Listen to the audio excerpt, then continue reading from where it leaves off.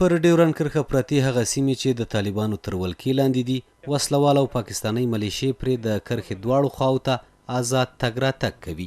په ټولنیزو رسنیو کې خپرو شوو ویډیوګانو خلکو سره اندېښنې پیدا کړي چې پرانیستې لارې به افغانستان ته د وسلوالو کسانو راتګ اسانه کړي. دا هغه ویډیو ده چې د سپین بولدک ولسوالۍ د نظر پوستې سیمه کې اخیستل شوې ده.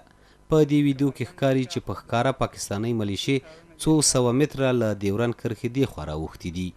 د کندهار ښار د بولدک ولسوالۍ د نظر پوسته ده.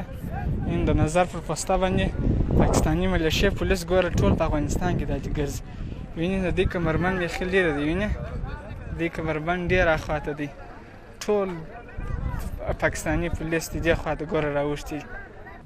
دا هم بله ویډیو ده چې د سیمې اوسیدونکو له لوري د سپین بولدک په دروازه کې اخیستل شوې. په ویډیو کې دغه وسلوال کس په ښکاره له خپلې وسلې سره له دروازې او کرښې هاخوا اوړي. دا د باډر دروازه ده، د دې خوا د دې خوا روان دي.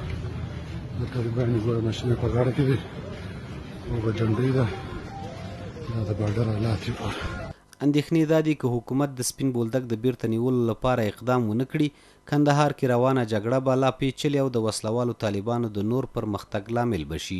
نو اوس که چیرې بندر د دوی په لاس وي، د پاکستان دولت، د پاکستان حکومت، د پاکستان استخبارات د دوی سره هر قسم همکاري ډېر آزادانه کولی شي. یعنی تجهیزاتو له اړخه، د بشري قواو له اړخه، د پلان او پالیسۍ له اړخه دوی سره ډېره همکاري کولی شي. د دغو ویډیوګانو د صحت په تړاو لا هم شکونه شته، خو غوښتنه دا ده چې حکومت باید له څېړنو وروسته جدي اقدام وکړي. دولت افغانستان مکلفیت داره با کمک نهادهای مسلکی فنی داخلی و خارجی اول از واقعی بودن این ویدیو اطمینان حاصل کنند. در صورت که این ویدیو این مسئله واقعیت داشته باشه بعدا عکس العمل نشان بده. طالبان هم دا مني چې په لومړیو کې پر کرښه ځینې سرغړونې شوي، خو په دې تړاو د څېړنو خبر ورکوي او زیاتوي چې له دې وروسته د دغو ډول ټولو خپلسریو مخه به ونیسي.